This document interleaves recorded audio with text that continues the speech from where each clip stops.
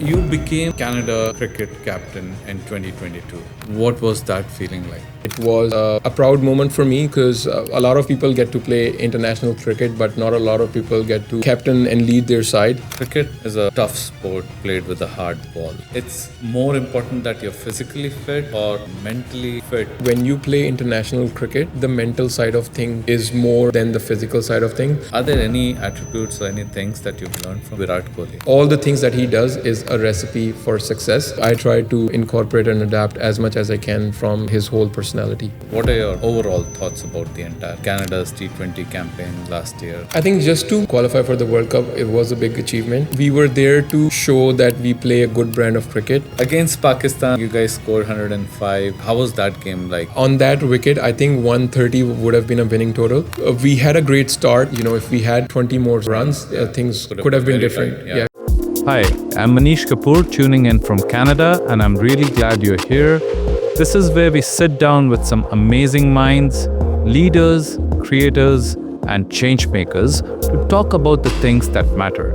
Every episode is a chance to learn something new, get inspired, or just hear a fresh take. So let's get into it.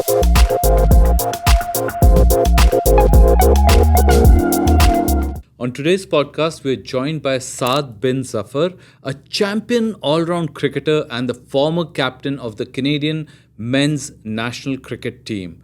Recognized for his crafty spin bowling and ability to step up with the bat when it matters, he's been a key figure for Canada on the international stage and even holds a world record for one of the most economical bowling spells in T20 cricket.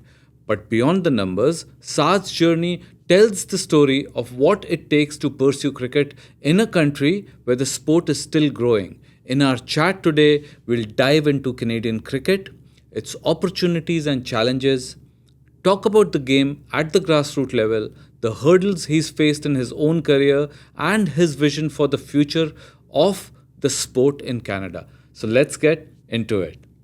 All right, Saad, thanks for being here and doing this with us. I'm pretty sure a lot of cricketers in Canada and around the world would love to hear your take on cricket. So we'll start off with a few fun questions and then we'll get down to the main topic. So tell me, who's the funniest cricketer with whom you've shared a dressing room with? The funniest cricketer would be Cecil Pervez, one of my old buddies.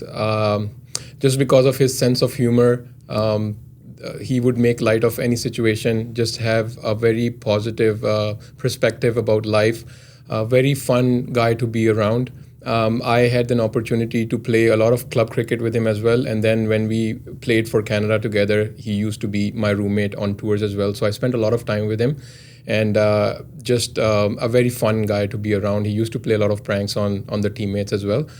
So I would say Cecil Pervez was the guy who I spent a lot of time and I enjoyed a lot. That's great to know because I've played mostly against Cecil and he's a fearsome fast bowler, right? Yeah. I remember one match, I hit him for a boundary and he came back raging. So, but, to hear that side of him, that's pretty amazing. Okay, so if you were not a cricketer, which other sport do you think you would be playing for Canada? I don't think I would play another sports to a level where I could play for Canada, but if I have to pick one, if cricket was not the option, I'm good with racket sports. So I would say badminton. Probably I would go on to play at a competitive level, but I don't think I would be able to play for Canada in another sport. Okay, perfect. And so you've played a lot of cricket. Who's the toughest batsman that you've ever bowled to? The toughest batsman would be Evan Lewis from West Indies. I got to play with him in GT20 in 2018. So I was bowling to him in the nets and he would just smash me all over the park. And I would say to myself that I'm so happy that I'm playing with him, not against him. But then I went on to play CPL in 2020 and I got to bowl an over against him and he smoked me for I think like 20 runs in that over and it was quite a daunting experience. So I think he's one of the toughest batsmen I've ever bowled to. Okay. And like you said, you've played so many leagues all over the world, right? who's one other cricketer that you've seen and you've been like, damn, this guy is different. He's something special. I would say Andre Russell. Okay. I got to play with him through GT20 for a few years, and like he would just not hit sixes. He would hit like towering sixes. Like would muscle and hit big shots. I've never seen anybody hitting bigger sixes than him. So I would say Andre Russell. And not just from the batting side of things, like he would bowl 140 plus with a great pace. He was a great fielder as well, just like a superhuman. So looking at him and how he was in the field, like you can just sense that he's built different. Absolutely. We've seen him and, a lot of his innings, a lot of his bowling, and we can gauge how good he really is. But from your perspective, seeing him so close, I'm pretty sure it must have been amazing. Okay, so I'll talk to you about some of your Canadian teammates, right? I would request you to describe them in one word. So let's get started. Nicholas Keaton. Curtin, I would call him the sprinter. He runs really fast. He literally like flies in the field. So he's a great fielder. Even when he's batting, the running between the wicket that he has, it's just amazing to see. So I'd call him Mr. Sprinter. Okay. Dylan Halinger. Dylan, I would call him Mr. Fashionista. Like he is dripped out to the max. Like he'd be wearing his gold chains and Rolex watch and Versace shoes. So he's always like, dripped out to the max. And then another funny thing about him is that whenever we go on tours, he brings his whole closet alongside with him, and he's always having the one with the weight issues. So so at the airport, you'd always see him opening up his luggage and moving things around. People are taking his stuff in their own bags and stuff to accommodate him. So I would call him Mr. Fashionista. Awesome. Aaron Johnson. Aaron Johnson, I would call him Mr. Coconut. He is very hard on the outside, but very soft from the inside. When you see him, he comes across as someone, a big, strong guy with aggressive personality. But once you get to know him, you realize that he has a very soft heart. He's a very emotional person, and he's a very good person to be in your friend circle. Perfect. How about Harsh Thakkar? For Harsh, I would call that he's very harsh on himself. Oh, really? I would call him Mr. Scolder. He's always scolding himself whenever he gets out. Like he is basically yelling out on himself. Like he would say things, shout on himself, saying that, why did you play that shot? You think you're Kohli, you're this and that. So like it's funny to see how he reacts after getting out. So I'll call him Mr. Scolder. But that's so nice to know that, someone who wants to keep improving and keep working on himself. 100%. It shows how passionate he is when it comes to playing the sport for his country, and how serious he takes his role for the country. So the emotions comes out, when you set high standards for yourself and you are unable to achieve them. So it just shows the passion about the guy. So great guy, but most of the time he's very harsh on himself. Okay, that's good. And how about Kaleem Sana? Kaleem Sana, I will call him Mr. Dependable. He's a great bowler, and 9 out of 10 times he delivers the role that he is given to him. He's always economical. He's always picking up wickets for the team. So I'll call him Mr. Dependable. I think one of the best bowlers Canada has right now, right? Undoubtedly. Yeah. And how, is he really quick? He is quick, but it's more about he's very skillful. His command on his line and length is something that's very commendable alongside the speed that he has. Yeah, I haven't seen him in live. I want to do that one of these days for sure. Okay, so now you've played cricket in Canada since 2008, which is about 17 years now, right? What are the biggest challenges that you've faced so far? I think the biggest challenge as a cricketer was, when I first started playing for Canada, just realizing and understanding, that there's quite a difference between club cricket to international cricket. In club cricket, you face one or two skillful bowler, and you face few average bowlers. So if you have technical flaws, you can still live with it, and you can still thrive. But in international cricket, it's not the case. If you have technical flaws in your game, they will get exposed, and it will be hard for you to stay in that position. And then also the mental side of thing is quite challenging as well. International cricket is very mentally challenging as well. Okay.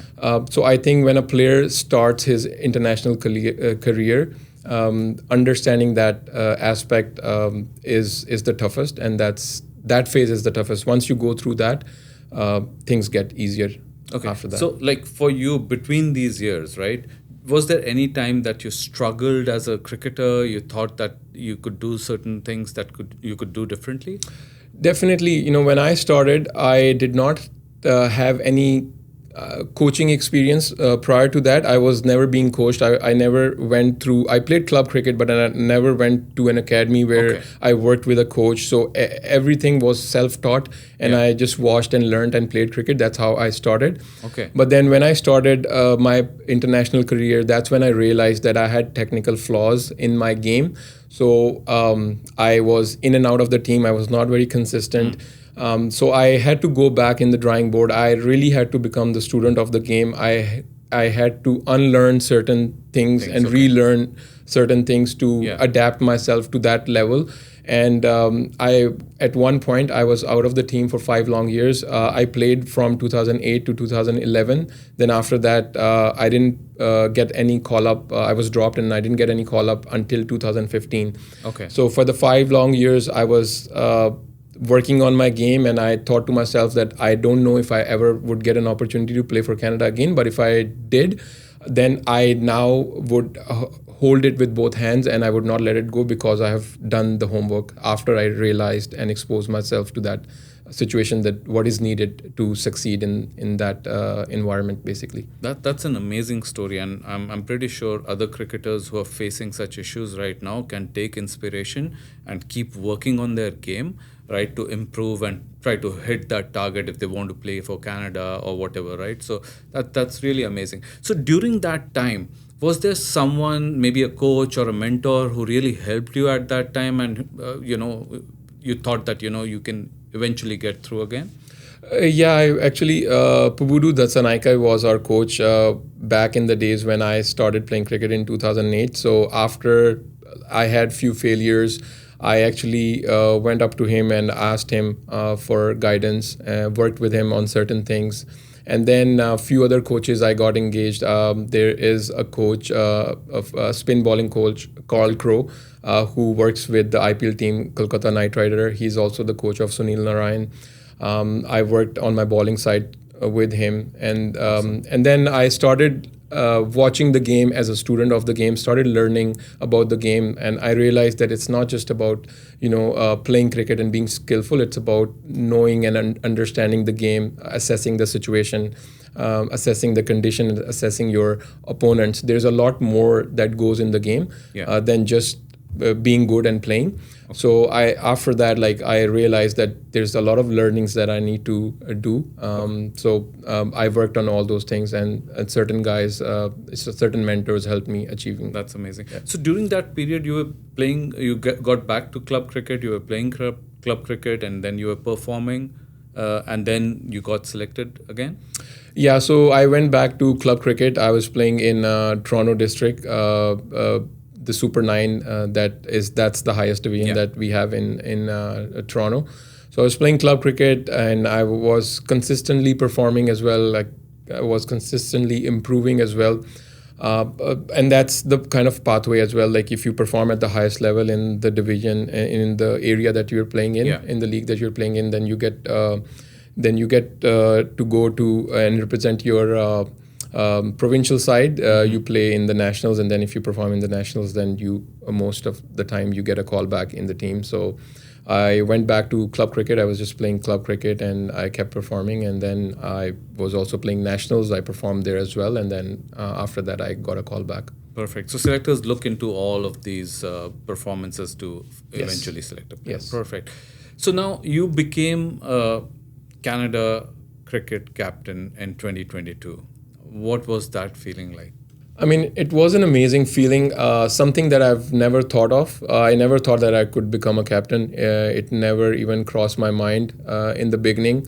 And then when I was given that role, it was a proud moment for me because a lot of people get to play international cricket, but not a lot of people get to captain and lead their side. I think as a player, there's no more prestigious position to be in. Yeah. So in 2022, I was appointed as the captain. Yeah. And it was kind of a mixed feeling as well. It was a proud moment, but at the same time, you feel nervous as well because your board and your coach has entrusted you to make some decisions on the field. So you have to make sure you live up to their expectations. For sure. There's more scrutiny on you as well as a player. Yeah. You're answerable for a lot more things than just your own role. Yeah. So it was sort of a mixed feeling, but I was very happy and proud that I was given that opportunity. But like looking at you from outside, or whenever I watched you captain the Canada team, you were always someone who knew what he was doing, who was confident, So it felt like, the team is in good hands. So that's what I felt as a fan, like when I was looking at those matches. Yeah, a lot of the times, you have certain things in you that you yourself don't know about, right? Like I did captain the club side for a few years, Yeah. and I learned a lot along the way, which I tried to implement in the team as well, and certain things worked. And from the outside, when you sort of look back at certain things, you realize that those are the good things that you did well, and certain things that don't go well, you try to improve on it. So for me, like whatever role that I've been appointed, I always keep my learning hat on. I'm always learning, and I'm open to constructive criticism all the time. Yeah. For me, even if I'm doing well, I would always constantly be asking my coach, where else can I improve? What else can I do? So you always keep a thinking hat on. You always keep learning and keep growing. So it comes with time, with maturity, and with the idea that you will make mistake, but that you need to learn and you need to grow from there. If you come with the mindset that you know it all and you don't need to change, you're not flexible on certain things, then I think you cannot be a good leader. So the fact that I was open to learn new things and to grow in the role that was given to me, I think that kind of like helped me achieve certain things on the field as a captain. That's amazing. So what is one of the highlights of your captainship career so far? I think the highlights was me bringing back the ODI status and then also qualifying for the first ever T20 World Cup. Those are the two big things that I achieved throughout my career as a leader. Canada did not have a ODI status for 10 long years, and it's a very hard process. Once you lose an ODI, to get the ODI back, you have to play a lot of like qualifying rounds, and then you have to win those qualifying rounds to get the ODI status back. So we couldn't get it for 10 long years, but then when I was the captain, I feel that I was blessed to be in that role where like I could lead my team into getting the ODI status back and then also qualifying for the T20 World Cup. So those are my proudest achievement, basically. Perfect. And thanks for that. As a Canadian, I would like to thank you for those achievements. Any disappointments that you've had as a Canadian captain? I mean, disappointments, they come along the way. Even like as a captain or as a player, you want to win everything. But that's not how life works. You get setbacks, you face disappointments along the way. So yes, like if I were to take an example, my biggest disappointment would be in the World Cup losing to USA. I thought if we had won that game, we could have qualified for the next round and we could have played more games against more, top tier countries, which we don't get to play often. So World Cup is the only stage where we get to compete against the top playing nations. So that's like one of the disappointments, but it was considering the fact that it was our first ever World Cup, first ever high pressure tournament that we were playing, we still did very good overall. So it is a disappointment that we could not close out on the US game, but overall, still happy that we went through a lot of learnings through that the game that we played. Perfect. We'll get back to your World Cup campaign in a little bit. Before that, I'll just share some of the highlights, or I'll read out some of the highlights of your cricket career, and you can say something about that. Okay. So, in a T20 international against Panama in November 2021, you bowled 4 overs without conceding a single run. And it was the first time that it had ever happened in a men's T20 cricket. So, what are your thoughts on that? Yeah, it just happened, we were playing a qualifier round in Antigua, and we had our last game against Panama, and we had already qualified for the World Cup, so it was kind of a dead rubber. But then we were just playing that game, and I was just so into the game. We wanted to win the game, and we had the flight the same day, right after the game. So we were just like thinking about finishing our tournament and going back home. But then within that game, I was like bowling my overs, and I didn't realize that I haven't conceded any run. I kind of like had an idea that I bowled few maidens, but I never thought like I had bowled all 4 maidens. So after the game finished, I was walking out, and the coach goes to me that, congratulations, you have made a world record. And I'm like, what kind of a world record have I made? Yeah. He said, you didn't concede any runs. You bowled all 4 maiden overs and never. Did you have the field in? Or? I did have the field in, because like we had scored, I think 250 plus runs in 20 overs. Yeah. And we just wanted to like for them to hit and, get out. And so we had most of the guys inside the circle because we wanted to finish the game quicker. But I never thought like I would be able to like bowl 4 maidens on the trot, and when that happened, like it was a crazy, thought that that I'd achieved something that has never been achieved in world cricket before that, basically. For sure, that's really unimaginable. This episode is sponsored by Kapoor Law Firm, your trusted real estate law firm serving all of Ontario. Whether you're buying, selling, or refinancing a home or business, their expert team can guide you through every step. And here's a bonus for our listeners. Subscribers to this show can receive a one-time coupon for their upcoming closing. Visit thekapoorpodcast.com to claim yours. Okay, so GT20 2018 final, we were playing for Vancouver Knights, and you were the man of the match. You took 2 wickets and you smashed an unbeaten 79 off 48 balls. What are your thoughts on that game? Again, something unimaginable that happened to me. I never thought that I would score that many runs in that game, especially at a high competitive game where you're playing amongst some of the great players, that are out there in the world.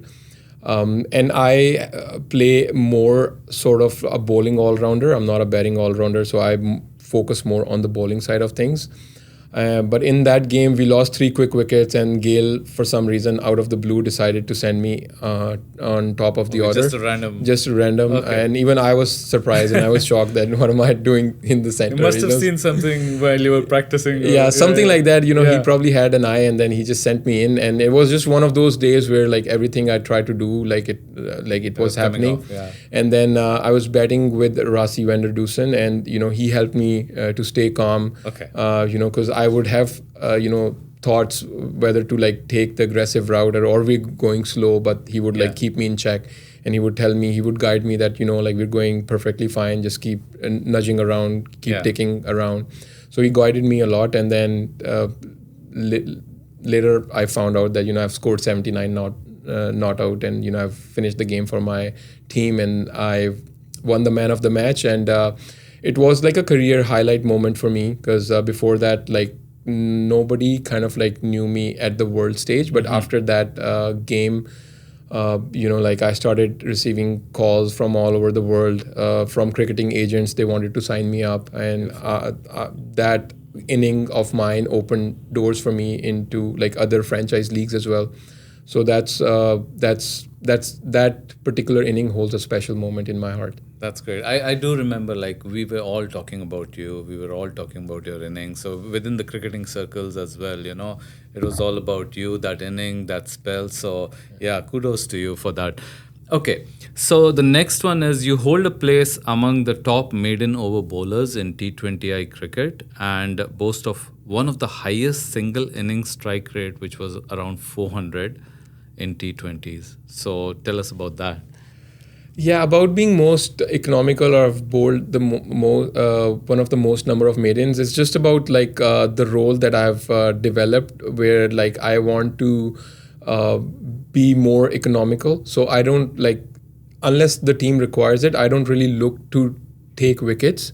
I usually look to not leak runs. So it's just the role and the game that I've developed for myself, and I focus on that. And I'm just being very consistent on doing my role. And in the process, I've bowled a lot of maidens in T20. So that's why like I'm kind of like one of the most economical bowlers. Yeah. In terms of the strike rate, that comes from one of the games we played in Oman. We were playing against Bahrain, and we needed around 35 runs in 2 overs when I walked into bat. So I had no choice but to go from ball one, and then I started hitting.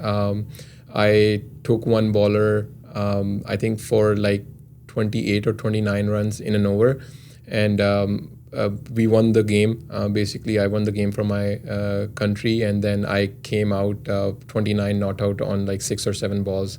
So that's like one of the highest strike rate in an inning. So that's how I got that basically. That's great. That's great. Okay. And then more recently, you led the team to the T20 World Cup debut in 2024. And then you won against Ireland. You got that wonderful wicket of Harry Tector. So what are your thoughts on that game? Yeah, I think overall, just to lead a country in the most prestigious tournament that is out there, which is the World Cup, it's a big achievement. And I basically now have the honor to be the first ever captain to lead Canada in a T20 World Cup. That will stay with me forever. So it's a great honor. It's a great achievement, and a very proud moment for me.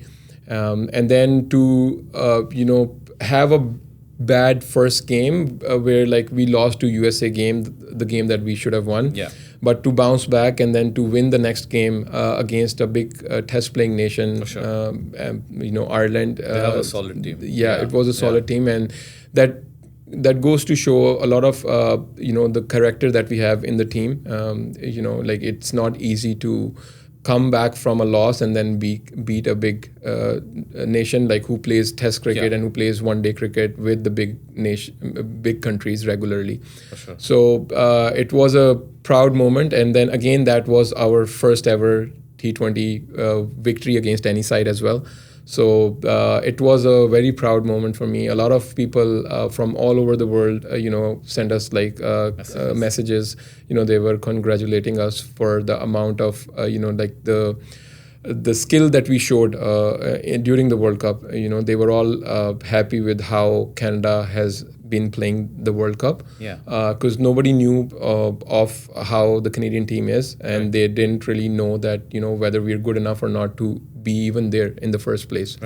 But when we registered that win, we sent out the message that we're not just here to compete. We play good brand of cricket, and we are here to learn and to grow from there, and we have a bright future. Yeah, and we're all, as fans, we look up to, whenever Canada is playing an international match, because it somehow shows on us as well, the club cricketers, that, if we are doing well, the team is doing well, then, we see that culture developing, that, we can compete against those big teams and perform and win more matches. So, yeah, we'll keep cheering up for you. Out of these highlights, these 4 highlights, which one is the most special for you? I think all of them, they hold like a special place in my heart. They're all great achievements, but if I have to pick one, I would say the GT20 final, just because like from there on, like it opened a lot of doors for me. I went on to play a lot of franchise cricket, and I made a name after I played that innings. So if I have to pick one, that one, but all of the achievements, they're special. Yeah. Perfect. So now, Saad, you are playing under a new captain, right? So how has the transition been like? What are your feelings about playing under a new captain?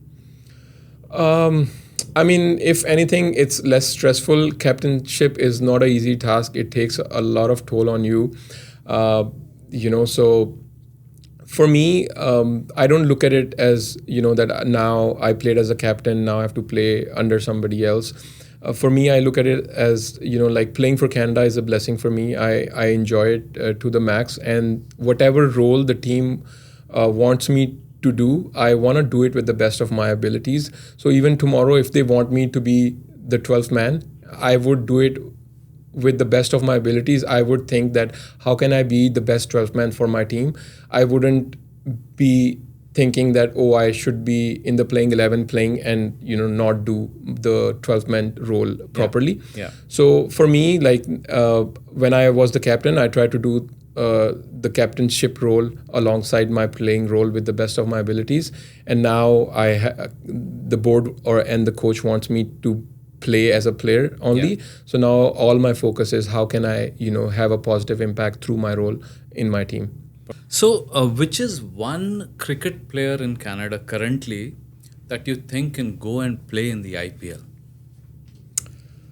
I think that would be Kaleem Sana, just because, like he's very consistent. He's very skillful as a bowler. Like he has everything that a fast bowler needs. Yeah. And I think he's ready to play in any league around the world. Perfect. Anyone else? Harsh is a very good player as well. Yeah. How he has matured over the time. I think Harsh would be another prospect who can potentially go on and play big leagues.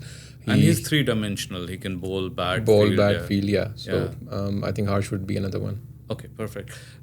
So say for a young cricketer in Canada, right, who wants to turn pro, play for Canada, what do you think the roadmap should be like? What should they do? You have to start with club cricket. So depending on where you are, like every province have like some major league cricket that is happening in different provinces. Yeah. So in Ontario, you have TND, Toronto District League, you have Brampton and Etobicoke League, you have Mississauga League, and then all those leagues have different divisions. So you have to play club cricket at the highest division in a particular league to get scouted and to get recognized, and from there you play for your province in the national championship, and then you either go into the high performance team or you can get a national call up as well. So like I've played Division 1, right? I see that it's highly competitive, right? So what would you say, like Division 1 of one of these leagues to playing for the country, how big of a jump is it? I mean, after Division 1 there is elite, there's Premier, there is elite, then there is Super 9 if we talk about the TDC, Toronto League. So there's like different divisions, so every division has a tougher competition. Okay. So you just have to plan your way, you have to plan your way up. So if you're playing Division 1, your first goal is to get into a Premier Division. And then when you're in Premier Division, you have to perform at that level. And then if you think that now the level is stagnant or you can do better, then you go into the next level. So you continue until you reach Super 9 level in Toronto. And then if you consistently perform in that level, you get picked for your provincial side, and then you play in nationals against different provinces, best of the best. And then from there, if you perform well, you get picked in the national side. Yeah, and I see like back in the day when I started playing cricket in Canada was around 2014. And then I didn't see as much interest, and I didn't see much of coaching, or the grounds were not that good, right? But now I see really good grounds, well maintained, outfield is fast, grass is cut short, and then there's a lot of coaching. I also see a lot of kids going to these coaching classes, right? So do you think all of that is helping as well? 100%. Like for the longest time, we lacked in infrastructure. We are still not there yet. We still have like the kind of demand we have, we still don't have enough grounds for that. We still don't have international standard stadium. So there's it's still there's like a lot of room for improvement. Okay. But comparing it from let's say a decade ago, we're on the right track. As you mentioned before, like the grounds that we would play on, they would come under like the city park. So they had like their own bylaws where they cannot cut a grass down to a certain level. Yeah. But now, the city knows that, for cricket to improve, there are certain infrastructure changes that you need. So now, like, you see new grounds that are specific to cricket only, rather than multi-sports venues. So you see a lot of cricket-centric grounds being built, especially in Brampton. You see a lot of lights and other infrastructure that has gone around the cricket grounds as well.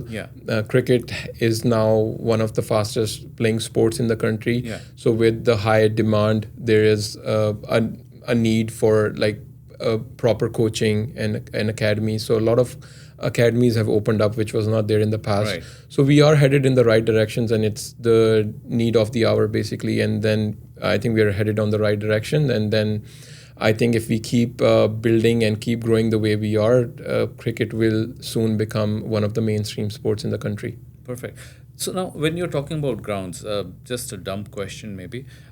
So say like the Brampton grounds, Andrew McCandless, Terramoto, right? These grounds are pretty big, right? Good size grounds. So you've played on international grounds as well. So how, like, size-wise, boundary-wise, are these grounds up to those standards, or there's still improvements that can be done? I think it's pretty much the same. Some grounds are relatively smaller, but some grounds are decent size. Like Andrew McCandless is a big size ground. Gore is pretty big. Gore is pretty big as well. So more or less it's the same. Yes, the facilities at the international stadiums are top notch. So we're not there yet. We're not there yet, but compared to where we were and now where we are now, I think it's still a big improvement, and it's a work in progress. Okay, perfect. Okay, I'll talk a little bit about your pre-match rituals. Do you have any superstitions or any rituals that you follow before your game?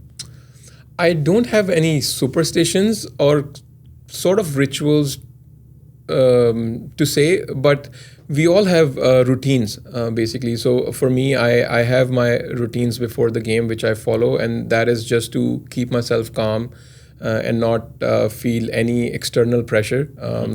So like for me, like my routine is before a game, like a night before a game, I will think about my role. I will visualize the kind of the team I'm playing against, like who I would be potentially bowling against, who I would be potentially batting against. So I will visualize my role. I'll make sure I have a good sleep, and then in the morning I'll have my regular breakfast. I'll have my coffee and my fruits with Greek yogurt and stuff, and then on the ground I will have like a team warm up, and after the team warm up I will have my own stretches that I do. I will have my own spot bowling and few throwdowns, and I would be then good to go in the game, and then I would just follow that process day in, day out basically. Okay. So now cricket is a tough sport played with a hard ball, right? So do you think it's more important that you're physically fit, or it's more important that you're mentally fit? Which of these two is more important? I think both have important role, but when you play international cricket, the mental side of thing is more than the physical side of thing. At international level, the skills are there. Everybody has the cricket skills. They're all skillful. So that is there. But then how you deal with the pressure, that is where most of the time the game is decided. The stakes are high. The fear of failure kicks in. If you don't perform well, or if you, because of your bad performance, if you cost a match to your country, the kind of backlash you get through media, through people, fans talking bad about you openly on social media platforms and stuff. Just the fear of that, to manage that, and if that were to happen, how do you make a comeback from that? Is where the real game is. So I think if you're not mentally fit and to play at the highest level, it's very tough. You would not survive. So I think the mental side of thing is more important when it comes to the international cricket. For sure. So, like for you, how do you cope with outside noises, or how do you think like you'll be able to manage? So, if you had a bad game, right, how do you manage these things? Yeah, it's just about, I think for everyone, everyone has different way of going about things. For me, I believe in, just putting the hard work that is required to be successful at that point, and then just accepting the results for whatever come your way. The thing is, you will have good days and you will have bad days, and people will have opinions about you, so you just have to accept the fact that it is what it is. I just have to stay in present. I just don't have to think about too many things, especially in the game. If I'm feeling pressure, I will start talking to myself, like if I'm batting and if I'm having a bad time or situation, I would start telling myself that, okay, I just need to watch the ball. I just need to watch the ball. So in a way, I'm talking to myself, but I'm occupying my brain with the thought of just watching the ball and reacting. Because if I stay quiet, and then all these doubts starting coming in, oh, somebody's shouting something from outside, somebody's gonna say something. So you have to keep your mind occupied with staying in present. So whatever it takes for you to to block the noise, you have to do that, and it may be something different for a different person. I've heard deep breathing. Some people will practice deep breathing before every ball. Some people will touch their certain body gloves or certain body parts just to stay in present. Some people will have a message on a bat or something tattooed on themselves to to stay grounded and to stay in present, basically. So different things work for different people. You just have to find what works for you and then practice that in your routine. For sure. Have you ever had a situation where you had mental fatigue? You thought that, oh, it's just getting too hard, can't handle this anymore, I think I'm done. I mean, I think we all go through those phases. It's just because at the international level, you're constantly striving to be the best version. You're pushing your limits day in, day out. A lot of the times, you are touring a different country, so you're like jet lagged, you have trainings, you have games one after another. Then sometimes if things don't go your way, you have backlash from media, from people. So you can get caught up in the loop, and it can be very mentally draining and mentally fatigued. But you have to find a way to switch off from the whole cricketing circle, and you have to find what gives you peace outside of cricket as well. So for me, whenever things get overwhelmed, there are certain people that I talk to.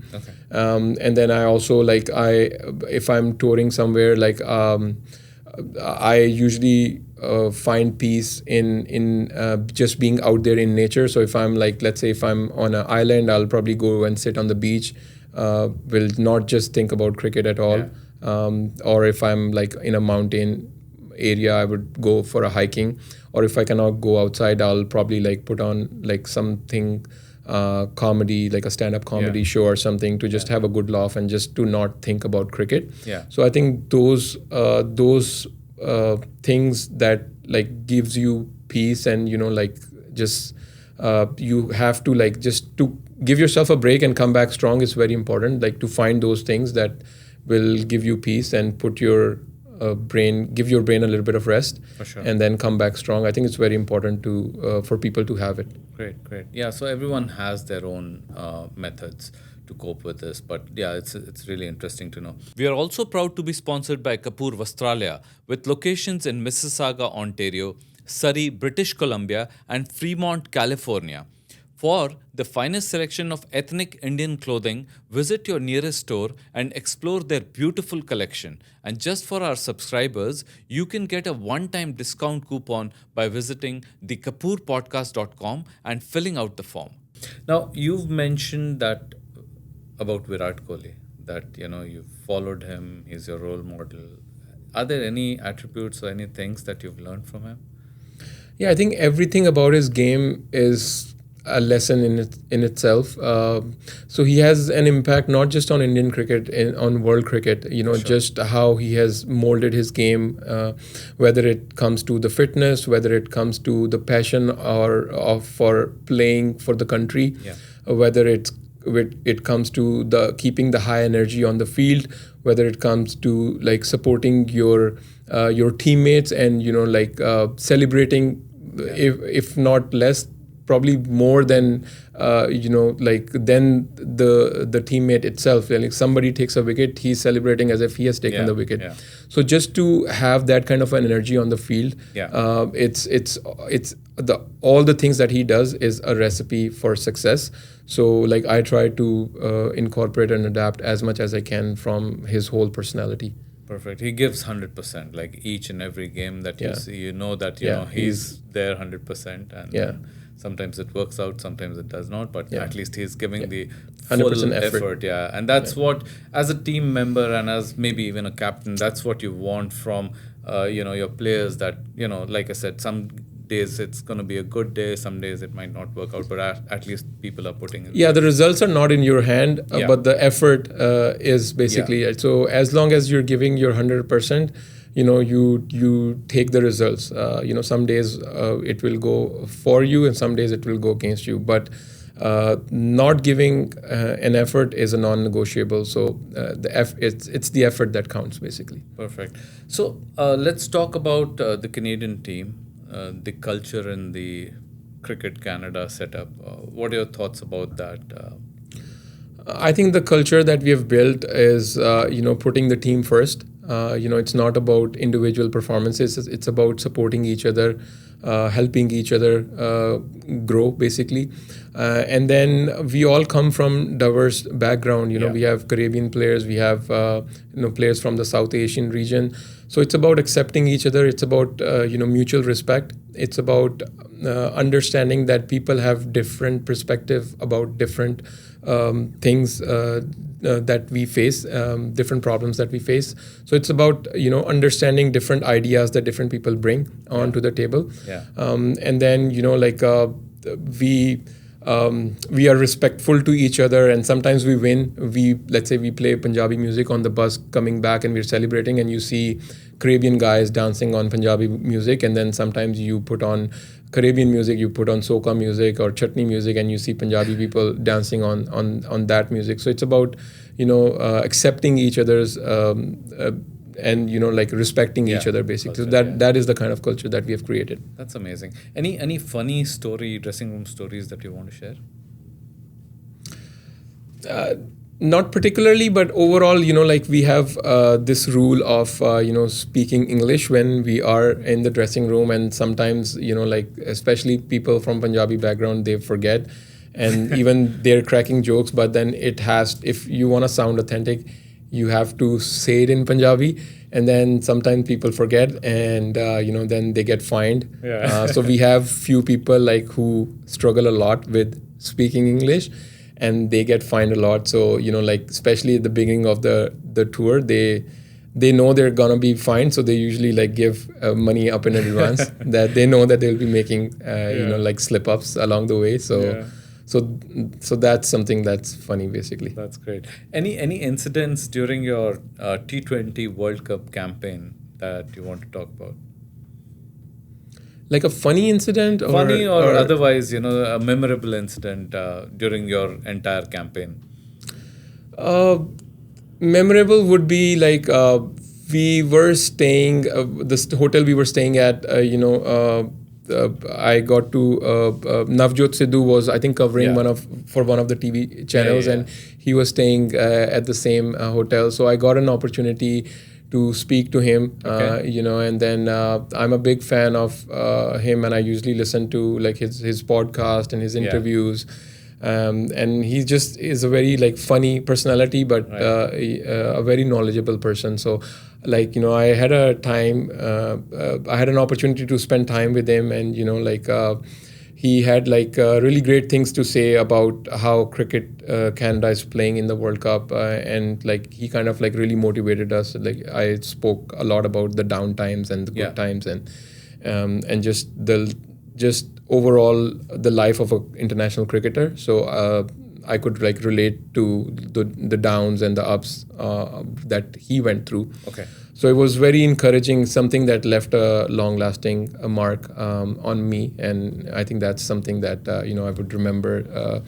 How like he told my about his story that when he played for India, like he failed a few times, and then he could not hit sixes, and then people started bashing him. People started not just talking bad about him, but even when his dad or his family would go out, they would like say bad things about to his dad. And like he then commit to himself that that he would come back strong, and he would not just let go. And then after that he said, like, every day I trained, day in day out, I trained like crazy, and I started in practice I started hitting sixes, I think and he was doing around 100 sixes 100 sixes a day. And then he said sometimes my hands would bleed, and then but I never gave up, and then I made a comeback, and I made a strong statement, and I performed very well for India after that. So life is about that. Life is about giving your best, never letting go of things, and and sometimes you will even surprise yourself when you come with a mindset that you will do whatever it takes. You even surprise yourself to what you can potentially achieve as a human being. For sure. Okay, any crazy fan incidents that has happened? Any fan who's trying to grab your attention? Not as such, but not like a crazy incident, but I would mention that like a lot of the times when we are traveling, we go to different places and we are in different time zones. We get a lot of messages from kids who would say that I stayed up all night and I watched the game, and I was really happy that Canada won, and then the next day when I went to school, it put a smile on my face. So just those kind of receiving those kind of messages, like it's very it's a happy thing to see that with what you're doing, you are able to put a smile on someone's face. And sometimes I go to like academies, and then I interact with kids, and some kids would come up to me and they say that they're a really big fan of me, and they try to like copy my action. They try to want to ball like me. Those kind of interactions are like a really humbling experience, basically. For sure. Yeah. Okay, so we'll just again get back to your T20, Canada's T20 campaign last year. What are your overall thoughts about the entire campaign? I think just to make it to the World Cup, qualify for the World Cup, it was a big achievement. And then we were there to show that we play a good brand of cricket. And I think we were able to display that. Yes, it was disappointing that we could not win the game against USA, but we had a great match.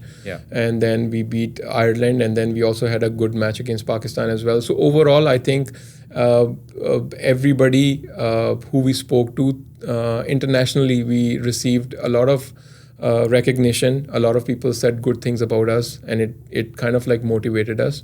And nobody said that, oh, Canada was there and they shouldn't have been there.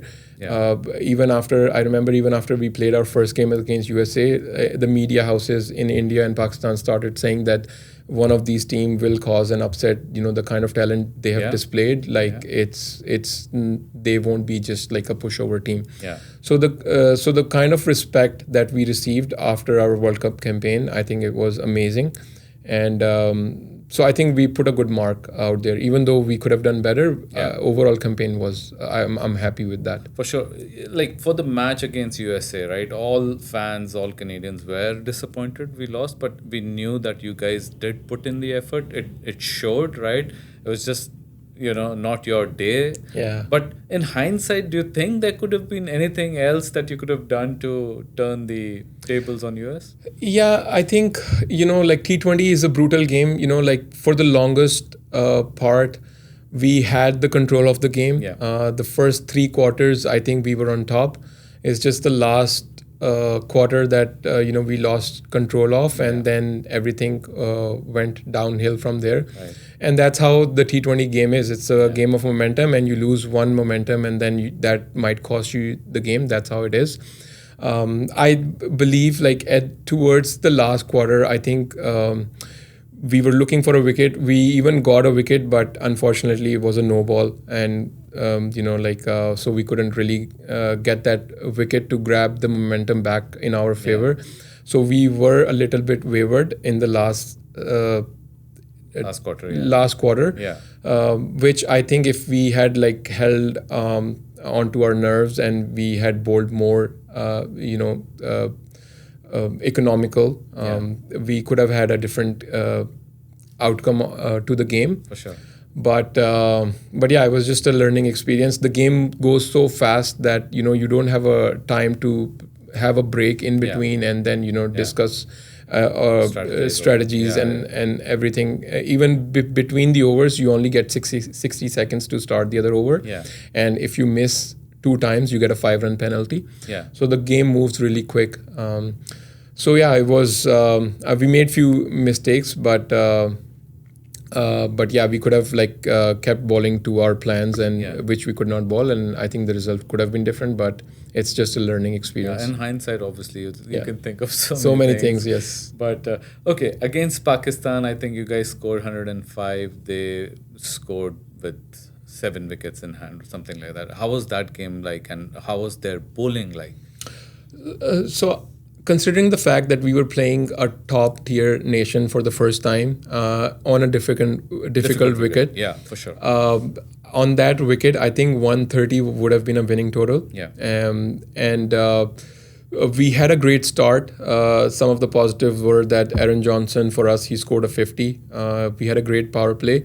But then after power play, we lost a bunch of wickets together.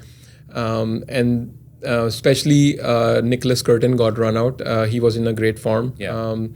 Losing him early was a big setback for us. So I think at the end we were about 20 runs short of the target. But still we bowled really, really well. Yes, we were unable to take a lot of wickets, but the fact that we held Pakistan till the 18th over, they chased down the total in the 18th over. If we had 20 more runs, things could have been different. Could have been very tight and very different. And yeah, so it was a difficult wicket, and again, it was a learning experience. But I think we did have few positives out of the game. Perfect. And then you couldn't play the match against India; it got abandoned. What were you guys feeling about that? Yeah, we were really looking forward to that game.